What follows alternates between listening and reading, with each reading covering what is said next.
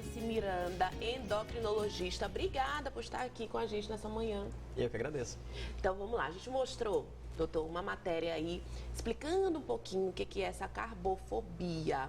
Tem se falado muito sobre a retirada dos carboidratos da alimentação, do dia a dia, principalmente para emagrecimento. Pode ser perigoso? Com certeza.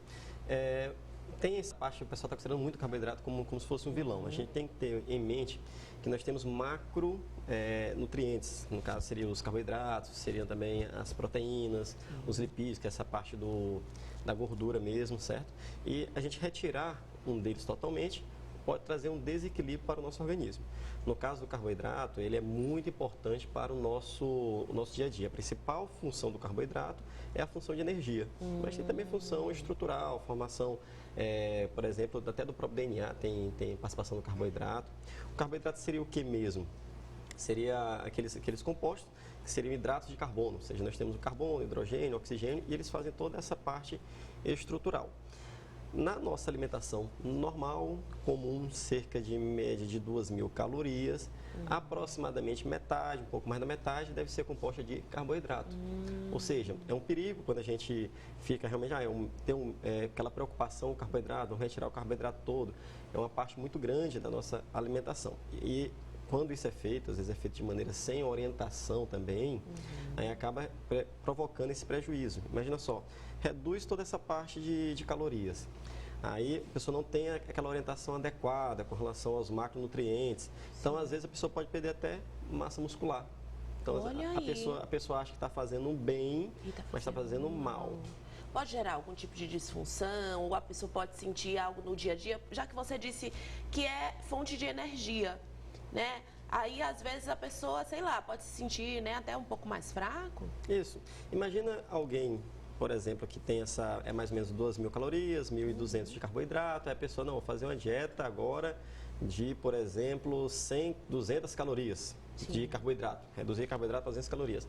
Vai deixar a pessoa mais fraca, a pessoa não vai render adequadamente, por exemplo, na academia, na atividade física, então prejudica tudo isso. E a pessoa não consegue manter durante muito tempo. Para quem estuda, por exemplo, eu que trabalho aqui, né, pensando o tempo inteiro, a gente trabalha, né, processo criativo, a gente escreve. Para mim, o carboidrato tem que ter, porque senão foge o negócio, não vai, a gente não fala direito. Para quem estuda também, tem que ter cuidado. Com certeza. Então, é fonte de toda essa energia. Quando você tira todo esse carboidrato, ele vai atrás de outras fontes. Então, aí ele vai atrás. Nós temos acúmulos no nosso organismo de carboidratos, exatamente para essa fonte de energia. Por exemplo, um dos principais seria o glicogênio. O glicogênio é quando acumula esse carboidrato lá no fígado, lá no músculo. A primeira coisa que o organismo vai atrás é desse do fígado e depois ele vai atrás desse do músculo. Então, a pessoa realmente fica mais fraca. O que a gente tem que esclarecer é que são tipos diferentes de carboidrato. Já era a minha pergunta. Existem carboidratos e carboidratos, exatamente, não é isso, doutor? Exatamente. Aqui na nossa frente está ótimo, porque aqui tem vários exemplos, né? Nós temos a gente fez proposital para ir tirando as dúvidas, né? Porque a gente tem visto uma popularização, né? Por exemplo, esse coitado Pãozinho aqui tem sido endemoniado, bichinho. Uma maravilha, né? Uma maravilha. Mas vamos explicar, doutor. Porque tem carboidratos e carboidratos. Vamos começar com o pão, então. Pronto, vamos começar do pão. Então, os carboidratos a gente pode dividir em dois grupos grandes. Os carboidratos simples e os complexos. Os simples são os menores. Na hora que entra no nosso organismo, é transformado já rapidamente em glicose, fonte de energia, a insulina sobe mais, então tem um pico de insulina, que isso daí é o que pode ser um pouco prejudicial, a gente tem um pico muito grande de insulina. Ao olhar aqui, a gente observa que, por exemplo, aqui a maior parte é carboidrato mais complexo, certo? Os simples são aqueles menores, a gente tem mais os simples, por exemplo, no suco, a gente tem o carboidrato simples, na fruta tem a frutose, só que a fruta tem uma vantagem muito grande com relação ao suco, a fruta tem fibra. O suco aqui, a gente não tem fibra. Então, esse conjunto aqui, ele é mais facilmente absorvido, a insulina aumenta mais e aí tem esse pico de insulina. Pico de insulina, aumento de gordura, tem toda essa desregulação, uma resistência insulínica. Aí, quando a gente vai para a fruta em si, aí sim tem mais fibra, é absorvido de maneira mais lenta, não existe um pico tão grande de insulina, a insulina aumenta de maneira mais devagar. Dentro das frutas tem a tal da frutose. Isso. Né, doutor? que também tem gente com essas dietas loucas está dizendo assim, não, porque é açúcar. Mas a gente sabe que elas são extremamente necessárias para a nossa alimentação. Exatamente. A frutose é um carboidrato simples, mas é necessário também faz parte do nosso conjunto da alimentação. O detalhe é que quando a gente olha aqui para uma laranja dessa, por exemplo, não tem apenas a frutose. Por isso que eu digo que ela é mais saudável do que um suco. Porque lá, além das fibras, tem também mais vitaminas do que um suco. Quando a gente faz um suco de laranja, a gente retira toda aquela parte de fibras, retira um pouco mais da vitamina, igual as outras frutas de maneira geral. E aí é onde mora o perigo, porque daí você pode estar tirando, gente, nutrientes, você pode estar tirando vitaminas da sua alimentação, e aí é onde é perigoso. Exatamente. O grande detalhe, a grande dica é moderação. E quanto mais colorido estiver, melhor. Então, a gente está vendo ali, por exemplo, um cuscuz maravilhoso. O cuscuz, ele tem fibra também, então é uma opção legal. O pãozinho tem menos fibra, por exemplo, do que o cuscuz, mas o pão, ele é um vilão? Depende, se a pessoa for comer 10 pães, aí ele vai se tornar um vilão. Tá vendo? Aí é a quantidade. Isso. O problema é o exagero.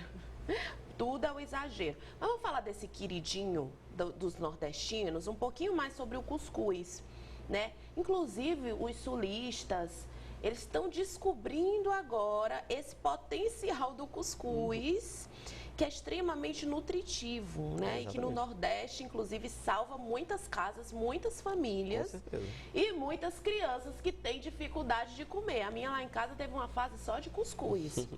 É um bom alimento? É um bom alimento, sim. Sempre a gente tem que tomar esse cuidado só com a quantidade. E o que a gente pode fazer para deixar o cuscuz de uma maneira mais, digamos assim, mais nutritiva, a gente pode acrescentar alguma coisa no cuscuz. Às vezes uma aveia, às vezes uma linhaça, algo desse tipo. Você deixa o conjunto todo mais nutritivo, porque a absorção fica um pouco mais lenta, tem um pico menor de insulina e permanece com as vitaminas, os nutrientes do próprio cuscuz. Então, o cuscuz é excelente. É excelente o cuscuz. Muito bom. Agora, isso aqui, ó. Calma aí, deixa eu só mostrar aqui, ó. Ó isso aqui. Ó a delícia. Ó, isso aqui. Vamos já falar dele. Eu quero aproveitar para dar uma dica bem interessante, né? Que é a dica da polpa Rio Grande, né? Que é um suco que vai bem num horário da manhã, no lanche, no almoço. É aquela qualidade, na verdade, de um suco saudável, porque também tem opções de sucos e sucos, né? Então, na polpa Rio Grande, você vai encontrar qualidade dos sucos para o seu dia a dia, de diversas opções também de frutas. Então, tá aí, ó, variedade de sabores, tá? Você vai certamente encontrar uma que seja de acordo com o seu paladar, que a sua família também vai gostar, e vai encontrar também nos principais pontos de venda, nos principais supermercados. E é impressionante a qualidade da polpa Rio Grande. Se você ainda não experimentou, experimente, que é realmente delicioso. Então fica essa dica maravilhosa, saúde e sabor todo santo dia. Tá aí o Instagram, @polpasriogrande, para você seguir. Mais detalhes no VT. Beber suco de fruta é muito saudável, mas fazer não é fácil.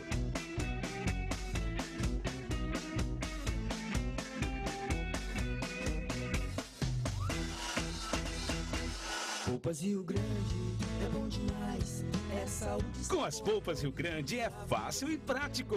Polpas Rio Grande. É saúde e sabor todo dia.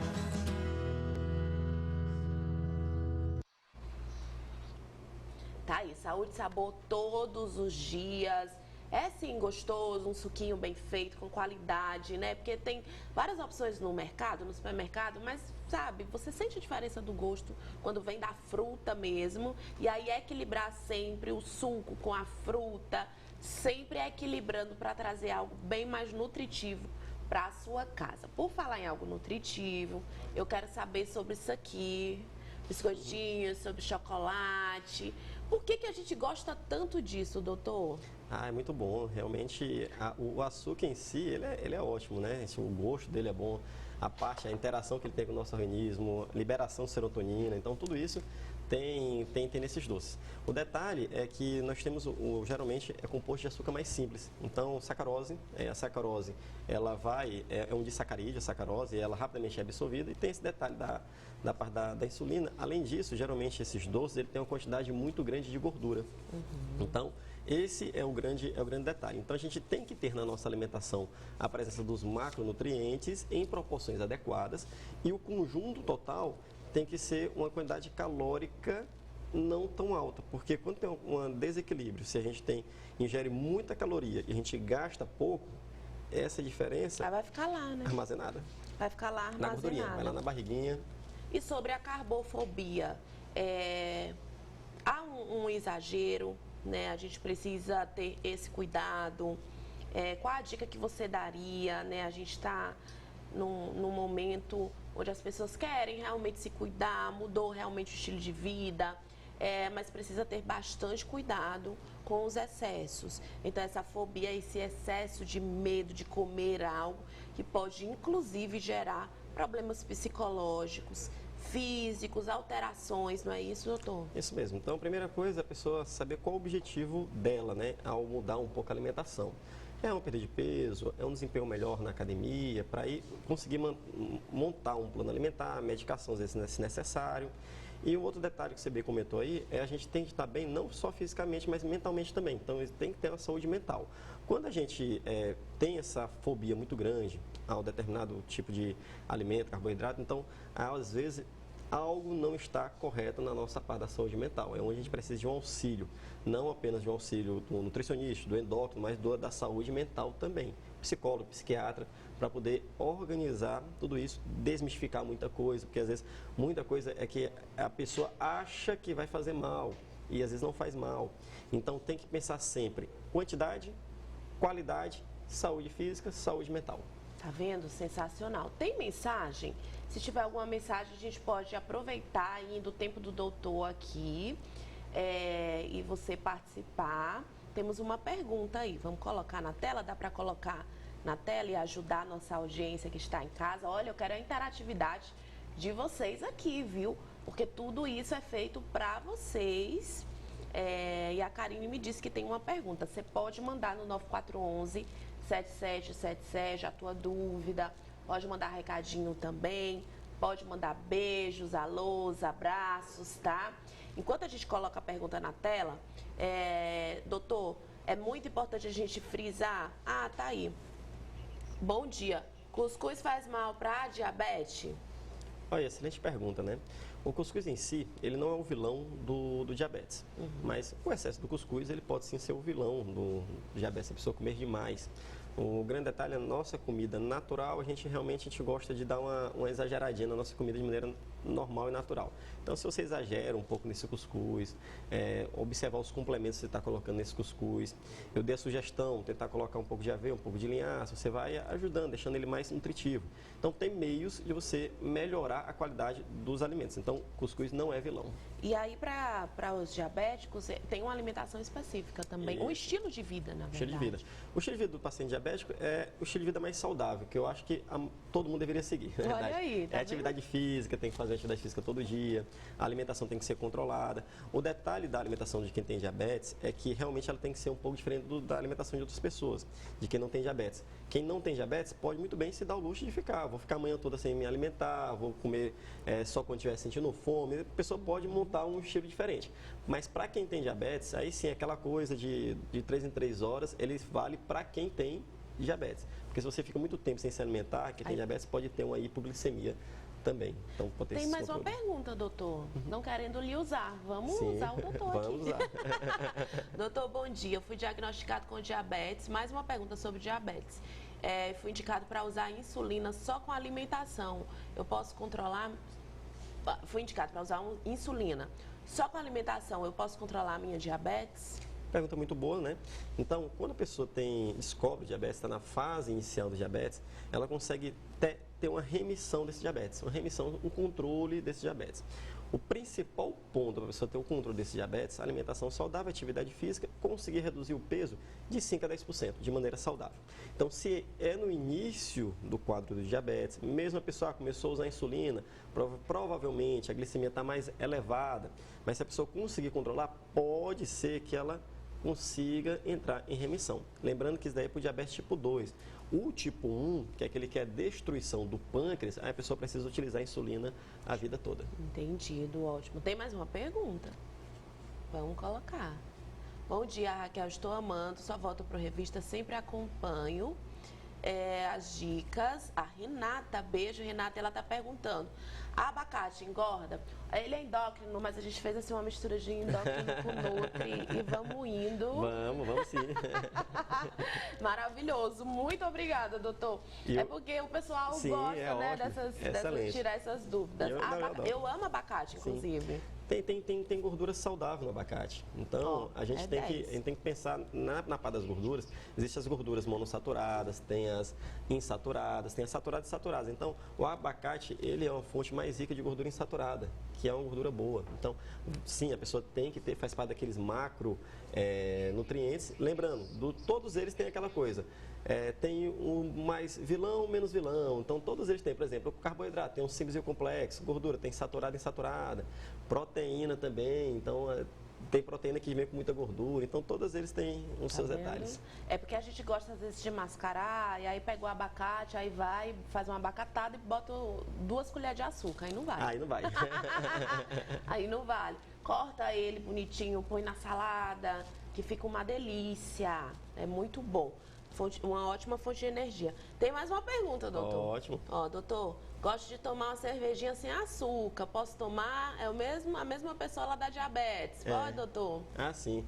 Com relação à cerveja, não está proibido, certo? É uma coisa que eu geralmente o paciente chega assim, doutor, eu sou proibido de fazer isso aqui. Não, você não é proibido de fazer nada. Pelo menos da minha boca, ninguém vai ouvir nada assim que é proibido. Mas eu sempre gosto de falar que tem que ter a moderação. Por exemplo, você descobriu que tem diabetes, o diabetes ele está controlado, está fazendo a sua parte, por que não tomar uma cervejinha no final de semana? O problema é se esse final de semana começar a virar a semana toda. Aí a pessoa Aí já quer começar na quarta-feira, né? Começar na quarta, terminando já na segunda, aí não dá.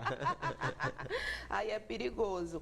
Olha, mas eu quero fechar, inclusive, dizendo assim para vocês que é interessante a gente estar acompanhado sempre de um profissional, né? Um médico que vai te direcionar, porque às vezes você começa, né, uma dieta ou muda algo na sua alimentação ou no seu estilo de vida, nem consegue dar continuidade, por quê? Porque não fez os exames, não viu tudo direitinho, não vê como é que estão os hormônios. Mulher tem que ficar atenta à tireoide. Eu outro dia fiz meu check-up todo, né? Por quê? Porque precisa ter o acompanhamento para um estilo de vida saudável, né? Exatamente. Exatamente, é fundamental isso. Manter a vida toda saudável, lembrando, saúde, ela não é só aquela parte do organismo, saúde física e mental. Então, manter toda a nossa vida bem. Por isso esse tema bom, interessante da carbofobia, que a pessoa às vezes quer um objetivo muito rápido e acha que o caminho para esse objetivo rápido é cortar o carboidrato. Às vezes não, ela pode estar se prejudicando. A produção está me dizendo que está bombando de mensagens, que a audiência é maravilhosa. Vamos fazer mais uma perguntinha então. Vamos. Porque a gente não pode deixar o nosso telespectador na mão. Vamos ver, ó. Eu fui fazer um exame de colesterol e deu alterado. O que eu faço? Colesterol, gente, tem tudo a ver com o que nós estamos falando. Tem tudo a ver com o que a gente está comentando, né? O colesterol já é um sinal, então, de que algo não está legal na alimentação. Só que tem que lembrar que também tem um fator genético muito importante. Então, tem que dar uma analisada no pai, na mãe, nos irmãos. Será que eles também não têm colesterol alto? Será que tem algum caso de infarto na família? Algum caso de um AVC, que é o derrame? Porque será que você vai precisar de uma medicação? Exatamente. Porque o que leva... A principal causa de óbito, hoje em dia, doenças cardiovasculares, levando a um infarto agudo do miocárdio, levando a um AVC, que é um derrame. E o que leva a isso é a pressão, colesterol, diabetes e cigarro. Então, são esses pontos fundamentais que a gente tem que ficar atento. Então, o colesterol é um dos pontos. E um detalhe do colesterol é que, geralmente, a pessoa acha que em um mês resolve o problema do colesterol. Mas o colesterol é uma preocupação que tem que ter direto, para a vida toda. Então, a gente tem que ajustar a nossa alimentação sempre, a gente tem que fazer atividade física sempre, para ajustar esse colesterol também. Tá aí. Só para fechar, a última perguntinha é sobre o que, produção? Coloca aí.